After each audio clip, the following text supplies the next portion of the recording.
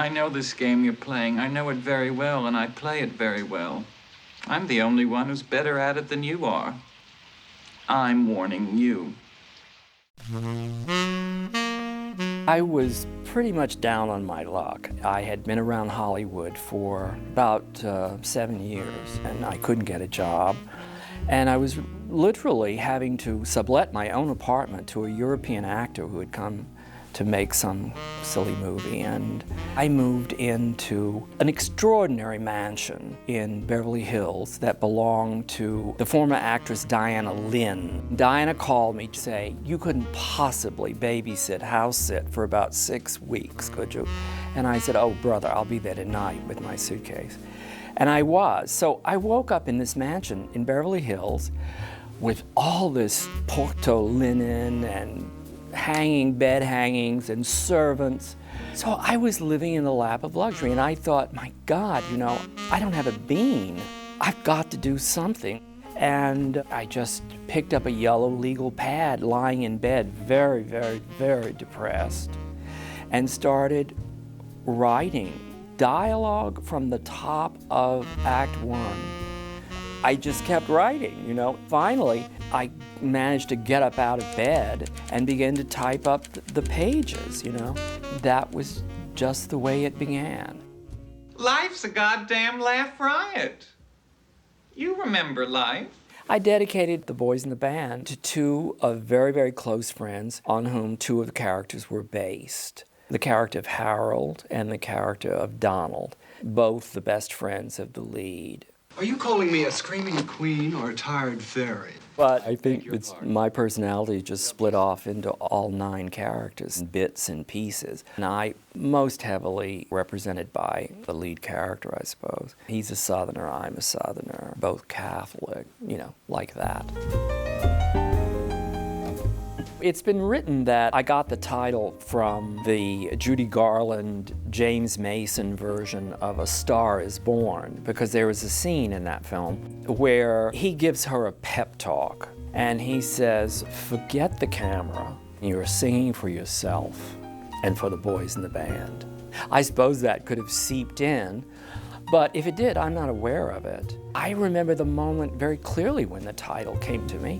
I was just lying in bed staring at a blank ceiling, and I suddenly thought of those words.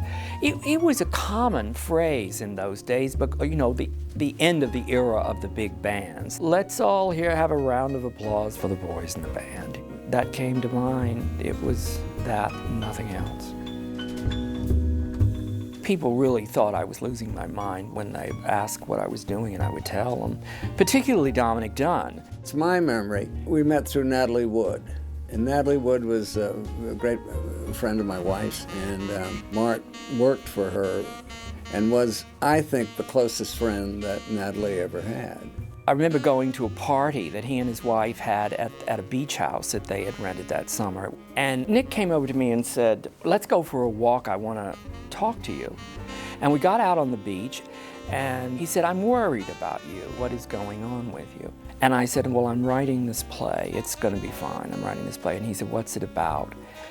And I said, "I don't quite know yet," but I told him everything that I knew and what I was doing, and he just stopped dead. I just thought he was nuts. I mean, who would do that? Who would care? It was a whole different time back then, you know, a whole different thought process. I just never thought it would happen, I have to be quite honest with you. Natalie Wood was going with a man whom she eventually married called Richard Gregson, and he was a co-partner in an agency called London International. And I said to Natalie, "I don't have anybody to take this play to, you know," and she said, "Well, I'll talk to Richard and see what we can do." Richard Gregson set up a meeting with a woman in his office in New York. She read the play, and she said, "We could not send this play out of this office with our letterhead on it." And I just began to crumble. I thought, oh, this is really it. So I said, "Well, out of nowhere, do you know Richard Barr?" And she said, "Of course I know Richard Barr. Why do you ask?" And I said, "Well, I just thought that anybody who produced Who's Afraid of Virginia Woolf, Edward Albee's great play, wouldn't bat an eye at this." I said, "Would you send it to him?" The next morning, my phone was ringing, It was the agent, and she said, "Can you have a drink with Richard Barr and Edward Albee at 5 o'clock?" So I went down to see them, and it was decided right then and there that they would put it into the workshop. I believe the plan was, let's just do this off-Broadway workshop. Let's throw it out there because it cost bupkis, nothing. And let's get a few actors together, and it was very catch as catch can. I didn't want to do, a workshop production. I was kind of a snob, I guess. And then people kept saying, so I went down and I did read it, and I was just stunned at the play. I read it, I called my agent, Janet Roberts, who also happened to be representing the play, representing Mart. And I said, I've read this play. She said, I don't think you ought to do it. And I said, why not? And she said, well, it's obvious. If you do it, you're going to compromise your career in some way. Hank and Larry are lovers. Not just roommates, bedmates. We all, for the most part, lost our agents because we were all told we'd never work again if we did this play. It's just he seems like such a goddamn little pansy. I've always had this streak in me that says, if people say don't, I do. So I did. And truth be told, I think it was the best decision I've ever made in my life. It was incredibly brave of all of them to do it. I mean, it must have been a scary proposition. You look at those performances and they're fairly sort of naked and they're very vulnerable, and the actors are really not sparing themselves very much. And to do that in front of an audience in a world that's really not quite sympathetic to what it's hearing is, I think, a tremendously courageous thing. Now look, some people have different standards and we have to acknowledge them. It was to run 5 nights in the workshop. The reaction was tremendous. Can you believe that? The morning after we opened the play, it was about -6 degrees, and as I crossed the street, I saw this line of people coming from down the block, and then as I got closer, I realized that everybody in the line, every one of these guys is gay. It's all guys. Uh-oh. And I said, that's the definition of a hit. That is a hit. When the morning after the thing opens, your audience, your target audience is there. We only sat probably 100 people in the theater. There must have been 500-600 people in that line. Still, even with that kind of an audience jamming the theater night after night until we closed, it still took a lot of thought and a lot of courage for the producers to say, we're going to raise the money and go off Broadway with this. It was pretty clear that the play was going to transfer. And then, of course, it was a big success off Broadway. And it was going to close after 1,000 performances. And I said to Richard Barr, oh God, let's let it go one more night and make it 1,001 nights. And so it played 1,001 performances.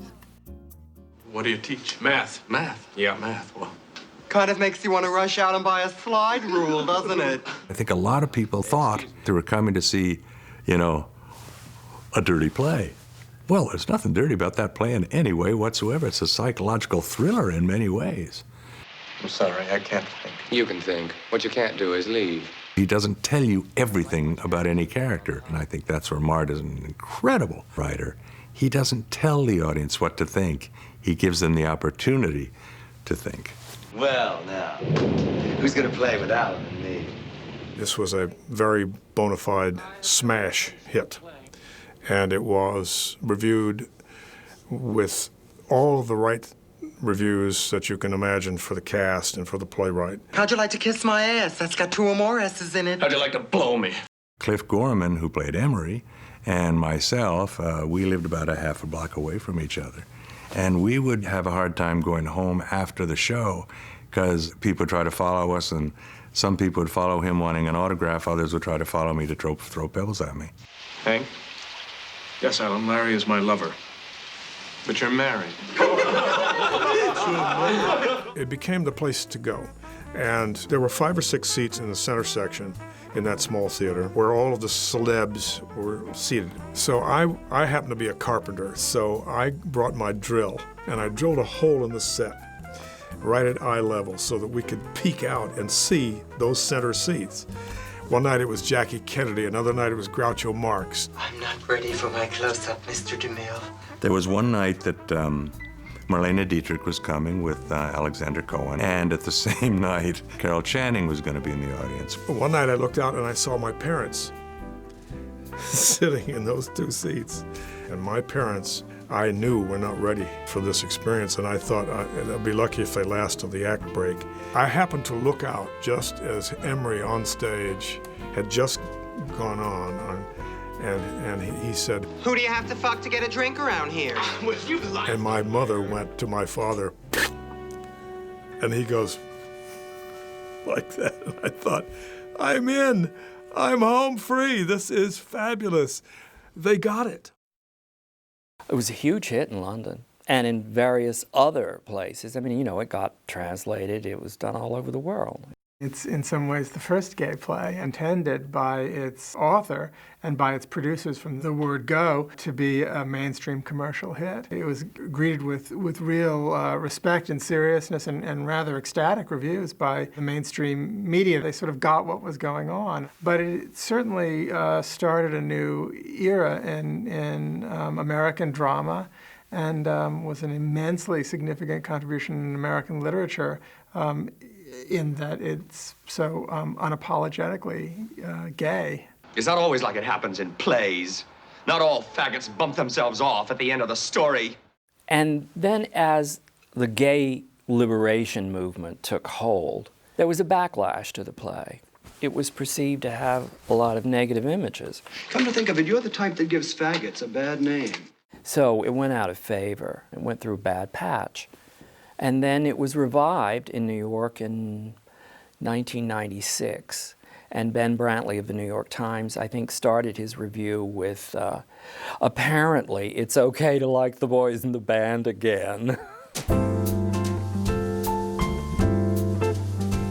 The world was changing in all sorts of ways all around these people. And Mart obviously knew this and saw how in this particular corner of the world, change was beginning to be felt and manifest itself. We were like a band of brothers, even though there were huge differences between us. Most actors, when they get in a hit show, either learn to love each other or hate each other, and in our case, it was love. Everybody trusted everybody else with their life on stage, for sure. That took a lot of nerve for him to write that play. There was an amazing time, an amazing period, and the most unlikely people, you know, were saying, "You won't believe this play," you know, and that's the effect that it had at that time. I don't think did I ever get bored with a long run, because every day was so different, and you started playing that game with the audience out there, and we had, of course, had very good audiences because it was a hot ticket. Just another birthday party with the folks. I don't think we realized at the time that this was going to become a part of the history of theater and what a statement it was making. Please forgive me for making such an ass of myself. Mart was extremely courageous. His genius was producing a document that was just his life, but had shape, great form, and great content, so that ordinary people could say, yeah, I know those people. They're like my neighbors. They're like, oh, me. And I thought, oh, holy mackerel. Look what I'm in. Look at the power of this thing. I knew I was in something good, man.